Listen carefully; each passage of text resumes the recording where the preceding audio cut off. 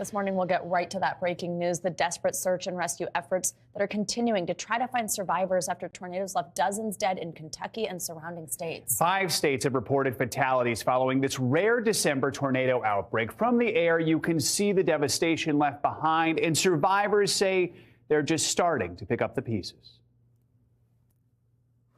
I heard the wind, but I didn't hear any roar or anything. I didn't hear anything like that. And everything collapsed. I just wanted to get out. I didn't worry about what I was. What do you think when you drove through here and saw? Oh, it's heartbreaking. You know, it's just total destruction. It's unbelievable to see. You know, you see it on the news, but till it touches you at home, you just don't realize how heartbreaking it is. It was the most incredible thing I've ever been through. And we are blessed. God protected us. We prayed, you know, before it all happened. And in just seconds, it was over.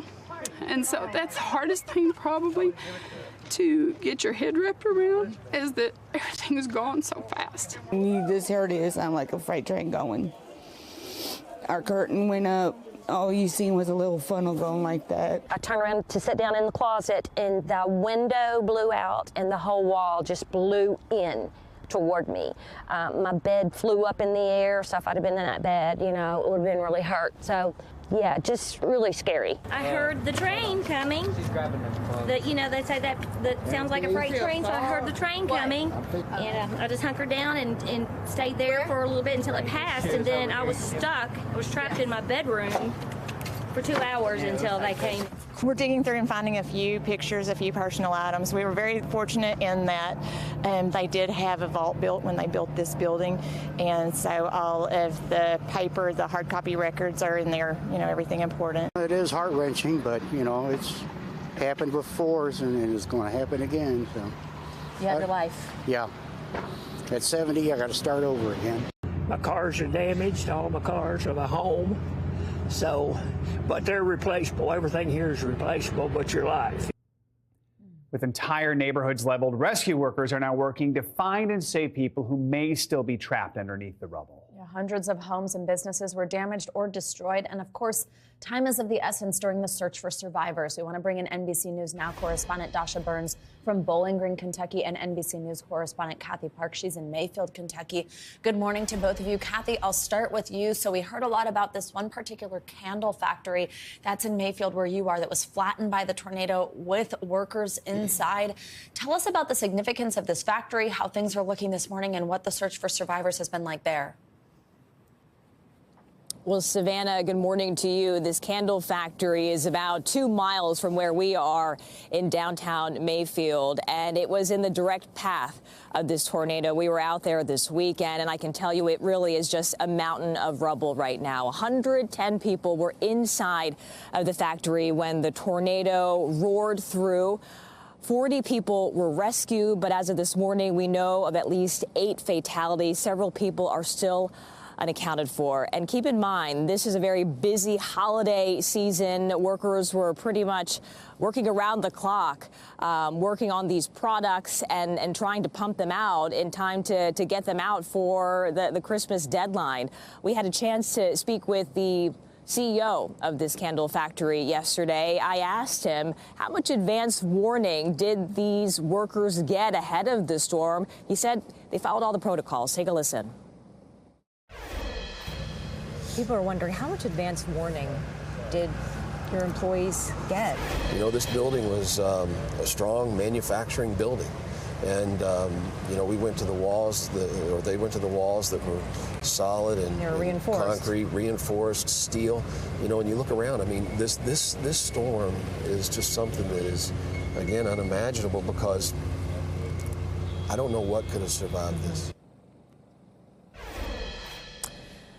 And guys, rescue crews have been out ever since the tornado blew through this community. I spoke with one firefighter, and he said that they are literally walking on the top of the roof of the candle factory right now, looking for any sign of life. But really, the governor, Andy Beshear, was saying it's going to be a miracle if they pull anyone out alive at this point. You have emergency responders pretty much coming in from all across the state as they continue to hopefully find more people. Guys?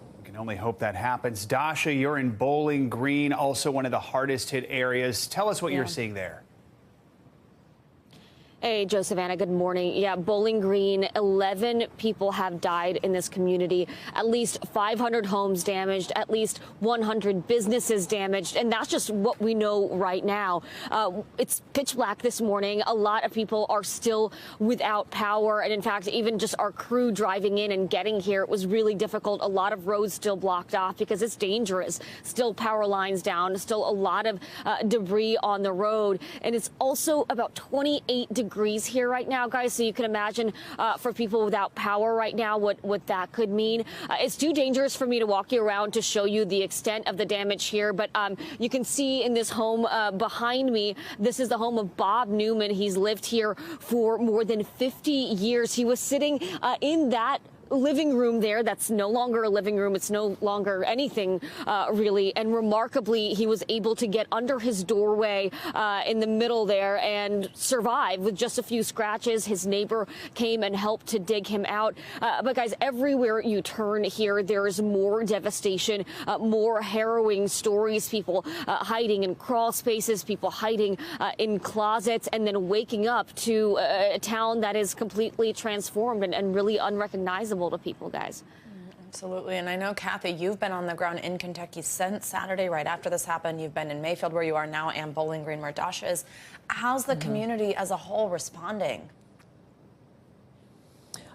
Savannah, I can tell you, I was really struck by, the resiliency, but also the kindness. You have people who have not been directly impacted by this tornado, but they traveled near and far to offer any sort of help. You saw them out there yesterday. I was in Bowling Green, where Dasha is right now, and it really is just a massive operation to literally pick up the pieces and begin the rebuilding process. People are offering food and supplies. You have emergency responders who haven't slept. They've been working around the clock. Their mission is to find all those people who are still unaccounted for. Dasha, if you live in Kentucky, then that means you are no stranger to tornado sirens and to storms. But I know you've been speaking with folks who say this was different. Why is that? Yeah, everyone I've spoken to here says this is unlike anything they've ever experienced. The description of the storm itself, what it felt like in that moment, is so jarring, you guys. Everyone I talked to talked about how it felt like multiple freight trains coming towards them. That roaring sound was a descriptor I heard a lot. People smelling oil and gas afterwards, and just the world sort of trembling underneath them as they just hoped and prayed that they would be okay. I want you to hear from one of the residents I spoke with, Deborah Yarberry, about her experience. Take a listen. We were going to die. Oh my God. I thought this was it. And it was so fast, it was just over. And as soon as it was over, immediate calm. And we just sit there, and I looked there and I said, what do we do? And at first thing I said, we survived. My neighborhood isn't going to be the same, and the town isn't going to be the same. But to Kathy's point, same thing. I mean, we're seeing people from all across the state coming here, not only with food and water, but with their own chainsaws to help clear the debris from here, bringing their trucks, bringing any tools that they have to assist and to clean up and to help people try and rebuild and recover, guys. Community coming together. All right, Dasha, Kathy, thank you both so much. We appreciate it. Thank you. Another community hit hard by the tornado outbreak is Hopkins County, Kentucky. That's about 90 miles from Mayfield. Rescue crews are working around the clock to try and find survivors there after hundreds of homes were damaged or destroyed. We're joined this morning by Jack Whitfield Jr., who's the judge executive of Madisonville, which is in Hopkins County. Jack, thank you for taking time to join our show this morning. I know you've got a lot you're dealing with right now. First, just tell us what it's like on the ground there where you are. What are you seeing, and how are you doing this morning? It's on the ground here. It's devastating. Just never seen anything like it. I had some people from the National Weather Service here yesterday that have been doing this for 37 years, and showed them some of the damage, and they said they've never seen anything like this. It was just a storm like we've never seen before, on the ground for over 220 miles total. And it was just devastating to several communities. The damage done was just awesome in scope and devastation. Jack, what is your biggest concern right now? What is your top priority? You know, our top priority right now is still the search and rescue or recovery efforts. That's what we'll concentrate on again today, and getting the people that have been displaced taken care of and moved somewhere where they can be safe and warm and fed. How have those efforts gone so far? Have you found anyone, say, in the last 24, 30 hours or so? Are you optimistic that you still can try and rescue someone who might be trapped beneath rubble? That optimism has gone down, you know, to be honest. We think at this point it will be more of a search and recovery effort rather than rescue. You know, just when you see the damage that was done, it's hard to imagine how anybody could survive in any of those homes. In addition to now, you know, we've had some time pass. The temperatures have been in the upper 20s at night. And we've gone through all of the homes several times already, including with dogs searching for people. So we're going to do another search today throughout the whole area that was affected. And hopefully we can find some survivors. But honestly, right now, it's probably more of a recovery effort. This is, I'm guessing, the most powerful storm you've ever seen. How are you? How is the community dealing with all of the destruction right now? It is the most powerful storm I've ever seen. The community, you know, here in Hopkins County, we come together as a community and across Kentucky and really across several states. We have had people coming from all over the area to help, to volunteer, to bring supplies, just to do anything that they can to help. So our community is coming together. But knowing that we've got so many people that are hurting, that are displaced, that are missing loved ones right now. Jack Whitfield, we are thinking of your community, especially as you continue these search and rescue efforts today, and we're holding out hope for you. Thanks for joining us this morning. Thank you. We're also learning new information about the victims who died when part of an Amazon warehouse collapsed during those tornadoes. NBC News correspondent Morgan Chesky joins us now from Edwardsville, Illinois, at the site of that collapse. Morgan, good morning. So describe exactly what you're seeing there. Tell us kind of what part of the building collapsed and just what you're seeing on the ground there this morning in Edwardsville. Yes, Savannah, good morning. And it has been a very active past 48 hours here in Edwardsville, just northeast of St. Louis. I'm standing in front of a warehouse that is left standing. The one adjacent to it is not. There's been a wide perimeter created by authorities here as crews are trying to go through that debris and clear the area as quickly yet as safely as possible. Now, important to note, officials said yesterday they do not believe that any employees are still missing inside that pile of debris that the tornado reduced this building to. This warehouse about the size of a football field, and yet it collapsed walls and the roof in just a few seconds when it struck late on Friday. We know that the death toll increased to 6 over the weekend. Those individuals have now been identified. Meanwhile, officials say that they were able to rescue 45 others from inside that collapsed building in the minutes after this tornado struck. Savannah? And Morgan, tell us what you have learned about those victims, those 6 people who passed away in the collapse. Well, I mean, their stories are absolutely heartbreaking. We're learning more about Clayton Cope. He was a 29-year-old Navy veteran who had been working here at Amazon for about a year. He worked the exact same shift or same job as his father, but they had opposite shifts. So if he wasn't here that night, his father would have been here. And I had a chance to speak to his mother yesterday. Take a listen. You could tell that the building, the whole roof on the south end had collapsed on the building, which is exactly where my son would have been if he wasn't in the safety shelter. About 4:30 in the morning, I think it was the Wood River Fire Chief and the coroner came to the car.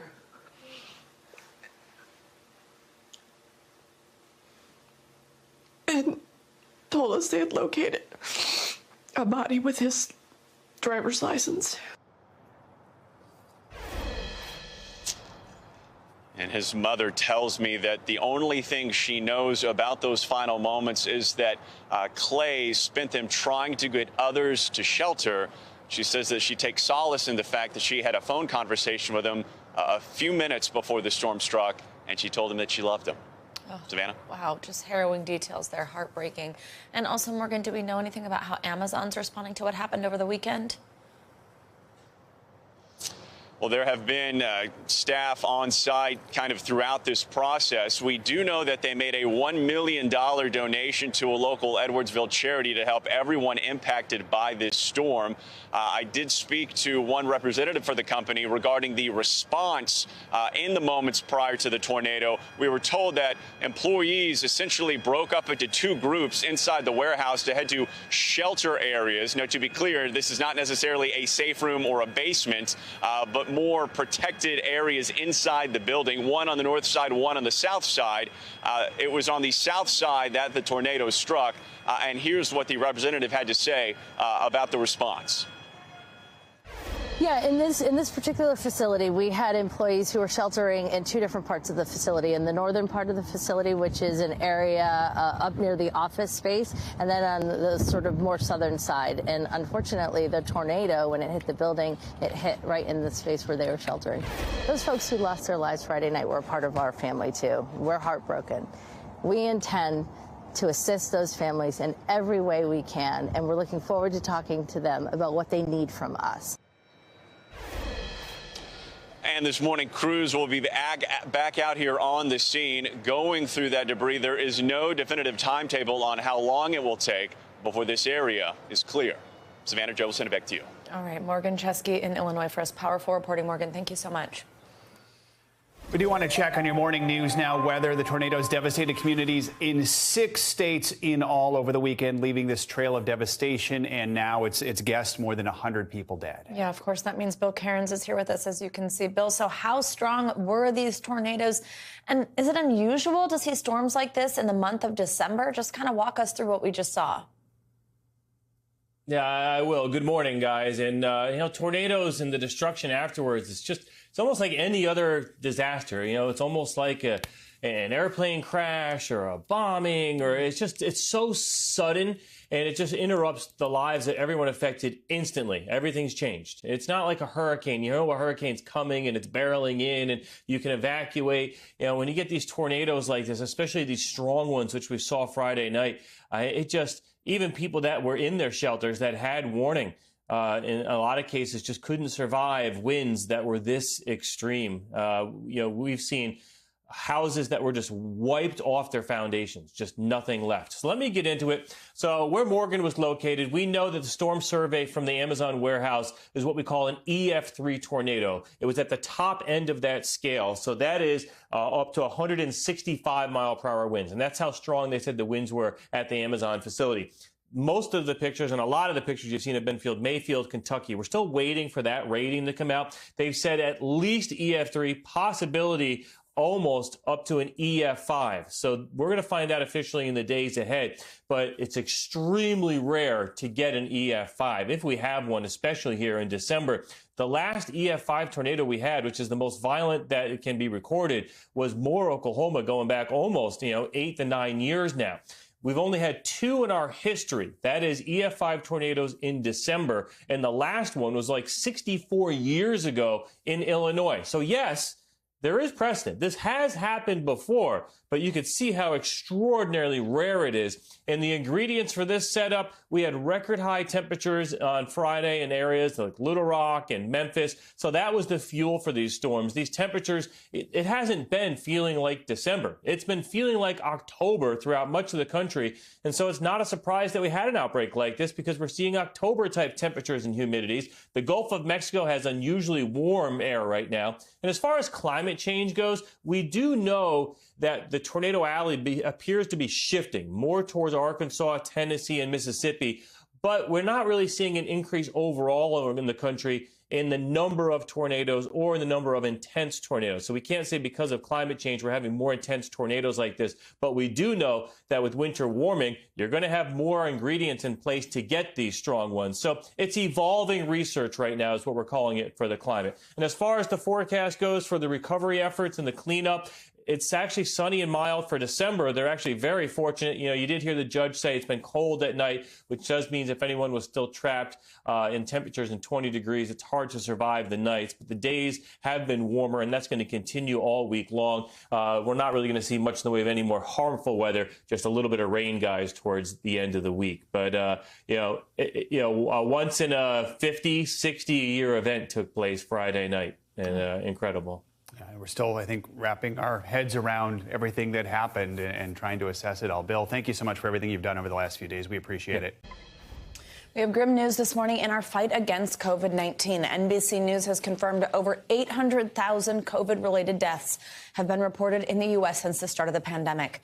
This new tally comes as the country races to learn more information about the Omicron variant. At least 25 states are reporting Omicron cases, a number that has quickly increased since the variant was first detected nearly 3 weeks ago.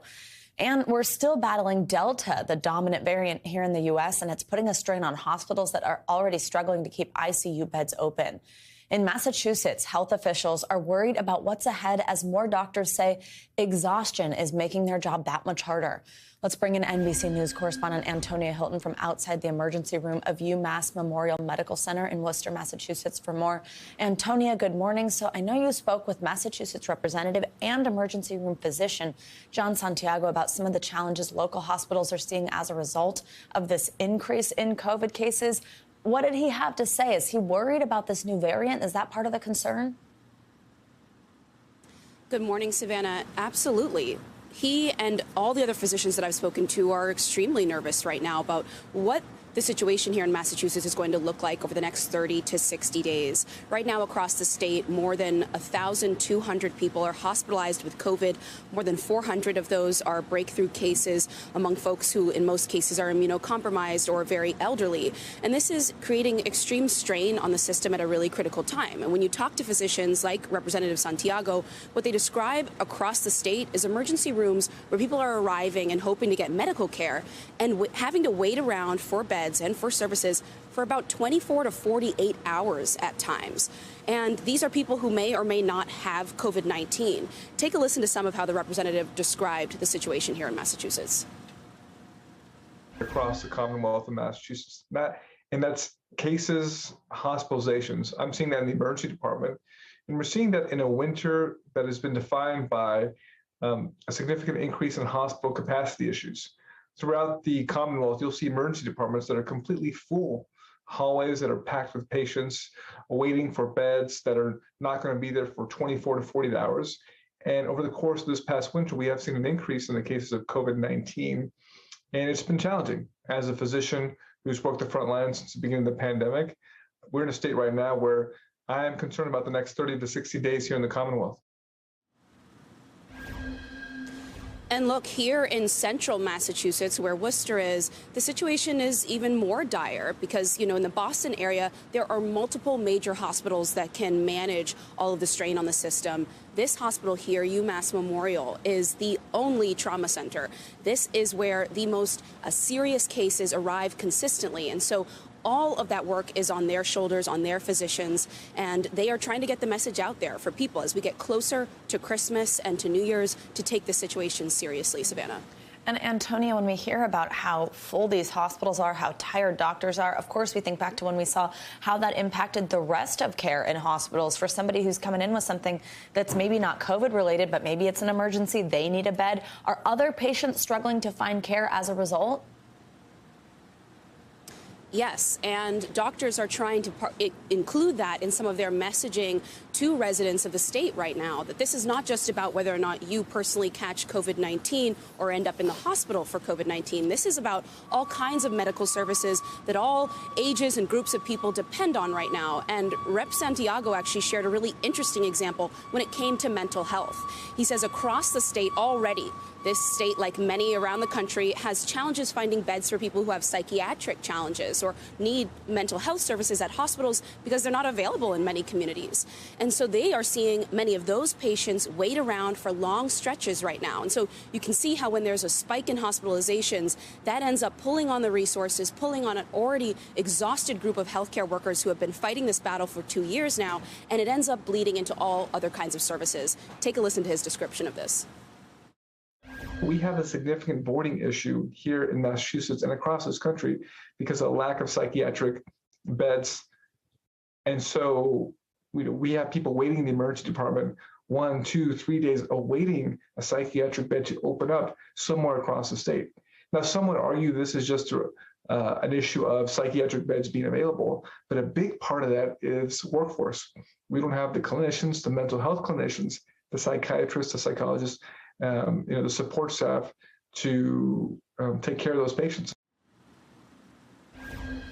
All of the facilities in the state right now are describing similar patterns of nurses, aides, physicians starting to experience and talk more about their burnout, and in some cases opt to retire early or leave the field entirely. Savannah. All right, Antonia Hilton, thank you so much. NBC News correspondent Dr. Kavita Patel is with us now. Dr. Patel, good morning. We just heard Antonia talk about how a number of the cases in Massachusetts are breakthrough cases. Dr. Fauci also warning vaccines may not be enough to fully protect people from Omicron. Let's take a listen. The thing that's important is that it appears to be able to evade some of the immune protection of things like monoclonal antibodies, convalescent plasma, and the antibodies that are induced by vaccines. That's the sobering news. The somewhat encouraging news is that preliminary data show that when you get a booster, for example, a third shot of an mRNA, it raises the level of protection high enough that it then does do well against the Omicron. Dr. Patel, let's talk about the sobering news. Do you think other treatments outside of vaccines may also need to be updated with Omicron here? How much could this set us back? It's possible. And listen, I think in terms of setting us back, I actually think what Dr. Fauci ended on is actually progress, because having that booster and having the United States update its booster guidelines where everyone over 18 really is recommended to have them and 16 and 17 have an option, Joe, that actually does afford us a great defense wall. In terms of antibodies and other treatments, the antiviral pills that are due to be available soon to Americans, it should not affect that because it has a different mechanism of action. And not all monoclonal antibodies are created the same. So some might fare better because of a different way that their antibodies attack the virus. So I think all in all, it's hopeful. I want to ask you about a small study that looks at young adults who received their booster shots, then later got COVID. Turns out they were infected with the Omicron variant despite being vaccinated. Their cases were reported as mild. So does this mean that the vaccines are working? How worried should people with booster shots be about Omicron? Yeah, I think what you're seeing with Omicron in that smaller study, Germany and some other countries, is what we can likely expect in the United States. Higher breakthrough infections, but mild. And that really does mean that the vaccines still work against what we were really worried about, hospitalizations and death. But I think that you're right. We should likely see, if Omicron takes hold, which it's starting to in the United States, more and more of those breakthrough infections, but hopefully mild only or even asymptomatic. Doctor, let's talk about policy. New York Governor Kathy Hochul now reinstating a statewide mask mandate for any indoor space that does not require vaccination status. Quickly on this one, would you like to see more of this around the country? I would. Basically, if you can't tell whether people around you are vaccinated, if you're indoors and it's cold outside and people are going to be taking their masks off to eat and drink, coughing, sneezing, just normal kind of course, that's going to be a time when we're at high risk, especially since it's still about 2/3 of the country is not vaccinated. Even more, Joe, not boosted. All right. Dr. Kavita Patel, as always, thank you so much. Appreciate it. Thank you. Let's take a look at what's making news around the world this morning. Ali Aruzzi joins us today from London. Hi, Ali. Good morning.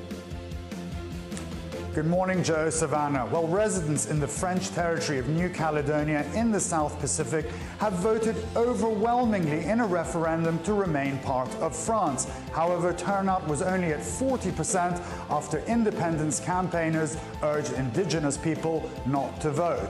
Vicente Fernandez, the much-loved legendary Mexican singer, died on Sunday at the age of 81. Always wearing his signature charro outfit and sombrero, he was known to his fans as El Rey, the king of traditional ranchero music. And finally, Harnaz Sandhu of India has been crowned the 70th Miss Universe in a pageant marred by politics and the pandemic. The Bollywood actress was crowned in a seaside resort airport in Israel. She said she was overwhelmed because it had been 21 years since Miss India had won the competition. And those are your headlines, guys. All right, congratulations to her. Allie, thanks so much. Thank you. If you're an auto racing fan, you saw a wild finish to this weekend's Formula One championship. The title came down to Lewis Hamilton and Max Verstappen, who were tied in the standings going into yesterday's race in Abu Dhabi. Hamilton led for most of the way when a fellow driver crashed in the last few laps. Now, because of the crash, a safety car was brought onto the track, which forces drivers to slow down as debris is picked up. The F1 race director decided to conclude the race with one final lap once the safety car left the track, and that's when Verstappen made his move to surpass Hamilton to take the checkered flag to become the first Dutch world champion. As is tradition, he celebrated the big win with a champagne shower and, of course, some new hardware. I don't understand half of what I just said, so I will turn it over to our senior F1 correspondent, Savannah Sellers. I do love F1, and it was pretty wild to watch because Hamilton had been in first the whole time. The thing, too, that's interesting about F1 is they kind of can make these calls on the fly, the director. Yeah. So we all didn't really know what was going to happen because essentially what happened is all the cars were out, and they kind of cleared a bunch of them off. So then Verstappen had the way. He was on better tires. People were not happy, though. Were you happy? Yes or no? Were you happy? I'm a Hamilton fan, so no. Okay. It was, but it's cool because Verstappen's never won. Hamilton's won 7 times, so, that's always kind of nice. But I was not thrilled, but that's all right. It was fun to watch. Thanks, Joe. Now, just last week, the New York City Council voted overwhelmingly to give about 900,000 legal residents who aren't citizens the right to vote in local elections. NBC News Now correspondent Zincle Esamoah has more on the hot button issue. Today, I'm finally being seen. I'm finally being heard. Melissa John is a New York City public school teacher. She's taught her students about voting, but she's never been able to cast a ballot herself until now. Men and women that look like me, that sound like me, have a chance now at the polls. Originally from Trinidad and Tobago, John is one of about 800,000 non-citizens who just won the right to vote in New York City, following a bill passed Thursday in a city council vote. Around 1 million people are impacted by this legislation. Who are they? The vast majority of them are green card holders, so people on the road to citizenship, or those with valid work authorization that has been granted by the federal government. So my name is Angel, and I'm a DACA recipient. That includes DACA recipients and temporary protected status recipients and some others. Our City, Our Vote allows non-citizens to vote in elections for city-level offices, so long as they've been a New York resident at least 30 days and are qualified to register and vote. NYC non-citizens still cannot vote for president, members of Congress, or in state elections. The bill passed with a veto-proof majority, meaning it would become law even with the mayor's veto. Mayor Bill de Blasio says he's concerned about the legality of the measure. I think there are still some outstanding legal questions about the city's authority versus the state's in this matter. The 51-member council passed it with 33 yes, 14 no, and 2 abstaining. Among the noes, Republican lawmakers. New York's GOP chairman Nick Langworthy saying earlier this month, it's against federal law for non-citizens to vote. And in fact, it's unconstitutional in the state of New York for that to happen. Following Thursday's vote, Langworthy stated every legal means necessary will be used to stop the law, which fellow Republican critics say needs to come from the state government. These local debates as voting rights advocates around the country sound the alarm at what they call a surge in restrictive voter ID and voting access laws. In 2020, more states amending legislation to ensure only U.S. citizens can vote. The Big Apple joins the small list of other towns granting non-citizens the ability to vote, including municipalities in Maryland, Vermont, and California. In NYC, they can cast ballots beginning in 2023. For newly minted voters like John, that day can't come soon enough. How's it going to feel to vote for the first time? For the first time ever in my life, surreal. That, it doesn't matter how famous, well-known, how rich, we can all make an impact. I've been a part of history. That was Zincle Esamoah bringing us that report. Thank you. As Kentucky reels from those deadly tornadoes, Meet the Press moderator Chuck Todd spoke with Governor Andy Beshear about the search for survivors and the situation on the ground for hospitals. We have highlights of that conversation. Yeah, plus exclusive interviews with Senator Roger Marshall on his battle against vaccine mandates and Secretary of State Antony Blinken on the growing tensions with Russia over Ukraine. Here's this week's Meet the Press compressed from Chuck Todd. The Western Kentucky medical facilities have all been near capacity thanks to COVID. Do you have the medical resources to take care of the injured? Right now, we believe we do, though power is one of the challenges, but we're working with that. Our hospitals outside of the area have all called, and even though we're all stretched a little bit thin right now, we still have capacity in many areas, and they are sending aid and help, and then we are transporting patients.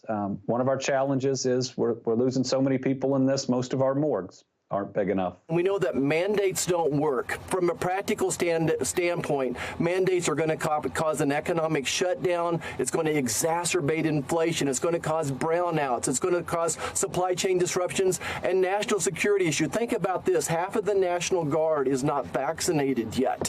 What would be happening in Kentucky right now if we shut down half of the National Guard? I support the vaccines, but not the mandates. We are looking at and we are prepared to take the kinds of steps we've refrained from taking in the past that would have massive consequences for Russia. In fact, I'm here in Liverpool with the G7 countries. They are equally resolute in their determination to stand against Russian aggression, to ideally deter it, prevent it. And we've made clear as well that there would be massive consequences if Russia commits renewed acts of aggression against Ukraine. There is something even bigger at stake here, and it's the basic rules of the road of the international system. Rules that say that one country can't change the borders of another by force. One country can't dictate to another country its choices, its decisions, and its foreign policy with whom it will associate. One country can't exert a sphere of influence over others. That's what Russia is purporting to assert. And if we let that go with impunity, then the entire system that provides for stability, prevents war from breaking out, is in danger. That's why this is so important. That's why the president's been very clear with President Putin. Lots going on in the political world here and abroad. Chuck, thank you so much. Welcome back. The pandemic has locked tourism out of Cuba, an industry many locals rely on to survive. But now one Cuban artist is spreading the island's historical culture around the world using a high-tech marketplace. NBC News Now correspondent Isa Gutierrez has the story. In the center of Havana, Cuba. That is the capital of Havana is right there. And this is, right in the colonial side of the city. What looks like a colorful garage from the outside has become a second home for Cuban artists and a symbol of hope. Here, they're writing the history of digital art on the island. NFTs is like a window that gives us all that we were missing. Gabriel Guerra Bianchini is a photographer and the founder of the Crypto Cuban Social Club with his wife. Together with other artists and locals, they're creating over 1,000 portraits to sell as NFTs to the world. Now we can connect with the world, we can commercialize our work, but more important, we can speak and we can be inspired again. Bianchini says he learned about NFTs earlier this year. At the moment I discovered about it, it was like it's just something mind-blowing. NFTs, or non-fungible tokens, are digital one-of-a-kind collectibles bought and sold using the cryptocurrency Ethereum. They've ushered in a whole new online marketplace for artists and collectors. When I saw all the possibilities that we have with this for artists in Cuba that have been completely isolated in the middle of all these crazy problems that we live, socio-political problems, our government, the embargo, also the pandemic, the COVID-19. In July, Cubans took to the streets to protest the Cuban government. The island distraught for years with severe food and medicine shortages, rolling blackouts, and the worst economic crisis it's seen since the early 90s. The pandemic exacerbated many of these problems, also cutting off a lifeline for people on the island like Bianchini who depend on tourist dollars to survive. Collectors and art market in Cuba depends completely on these people that come visit the island. So imagine how the artists are living for a year and a half or 2 years. It's been really, really difficult. But now, with this project, Bianchini feels free again. The fact that this art will live and be sold online gives him comfort. There is something that it makes me feel safe in all this, is that they cannot control the blockchain. The Cuban government has been receptive to cryptocurrencies, saying in August that it would authorize their use. Esa es la posición de la mano, eso es. The Crypto Cuban Social Club's first collection will be launched in early 2022, and it's called 1492, after the year Christopher Columbus arrived on the island, changing the course of its history. The portraits of Cuban locals, all volunteers recruited on social media. Each outfit and pose telling stories of Cuba's rich culture and history. I use what I know, that is photography, and I took all these little ingredients and I put them all together to create a collectible with real people. We were thinking in a beautiful mix between alt culture and crypto culture. Bianchini says those who purchase the NFTs will get more than just the art. The plan is to grant buyers a virtual passport to Havana and a video story of the person in their portrait. Not only you are going to have access to a beautiful community that is full of culture, but also we want to create these bridges. Bridges between the digital and the physical. NFTs is like the whole freedom for us. It's like we can connect with the world, with our art and culture, without waiting that they come to the island. He hopes to continue educating other Cubans about NFTs and will give back 20% of the crypto proceeds from the project to the volunteers. What is special? I think the humanity behind all this, that is mixed really, really well, the physical and the digital. That is something revolutionary on the NFT space, where all collectibles are created by design and by computers. All right, our thanks to Isa Gutierrez for that report. And now it's time for our CNBC Money Minute, the biggest financial headlines of the day and why they matter to you. Silvana Henao is with us this morning. Silvana, good morning. Hey guys, good morning. So Apple is within striking distance of a $3 trillion market cap, just over a year after topping $2 trillion in value. The milestone would make Apple as big as the world's fifth largest economy, right behind Germany. The stock has jumped more than 35% this year after soaring 80% last year. Apple briefly lost its crown as the world's most valuable company to Microsoft earlier this year. Microsoft is only about $500 billion away from also reaching that $3 trillion mark. The cost of air freight is soaring to record highs as companies try to meet surging demand during the holidays. Prices have nearly doubled in the past 3 months on key cargo routes linking manufacturing hubs in China with consumers in the U.S. and Europe. Analysts say everyone knows if they want something in stores before Christmas, they have to use air freight. Companies have turned to air cargo following chaos in the shipping industry amid a shortage of containers and logjams at ports. McDonald's has teamed up with Mariah Carey for 12 days of free food starting today. The Mariah menu features a select item each day with a minimum purchase of $1 through McDonald's mobile app. They include a Big Mac, McChicken sandwich, and 6-piece McNuggets.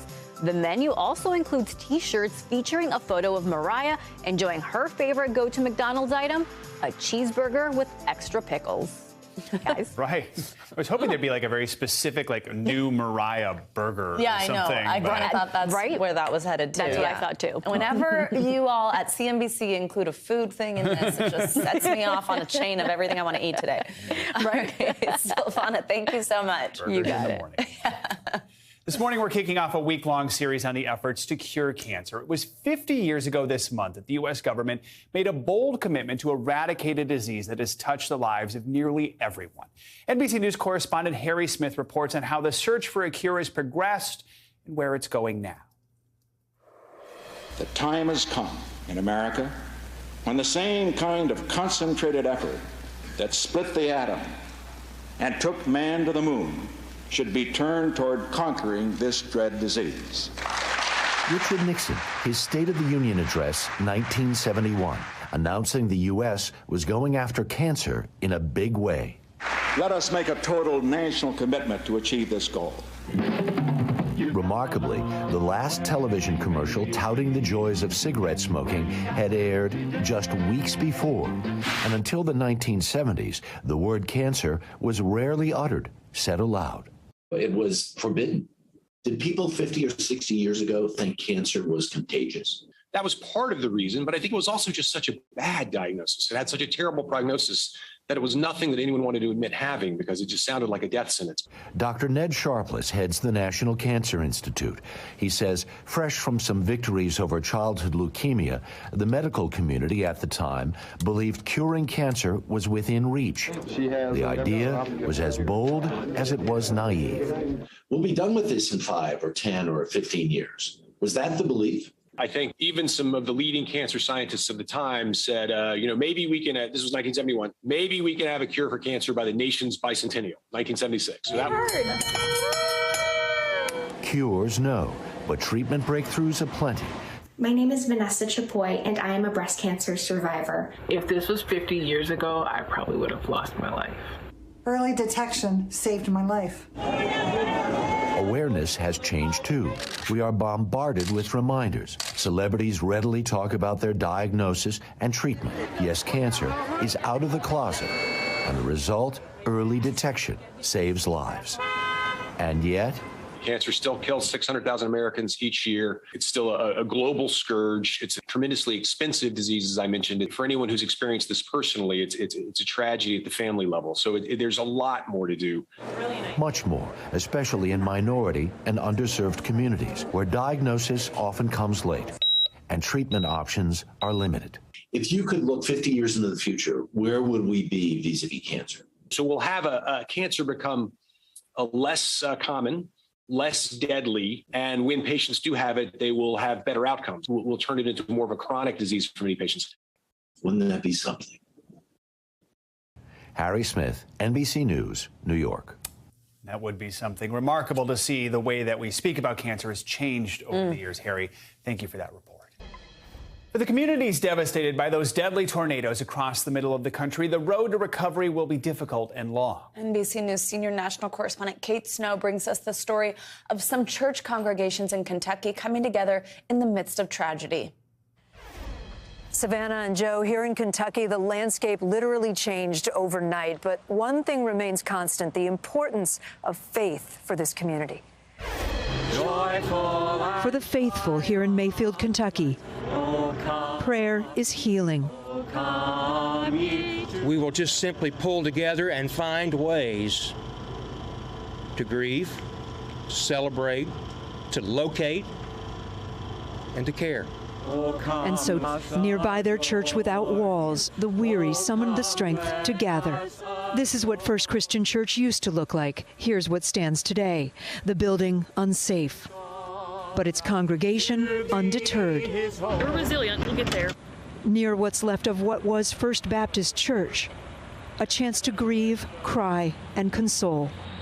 And in the face of so much tragedy, the spirit of unity stands strong.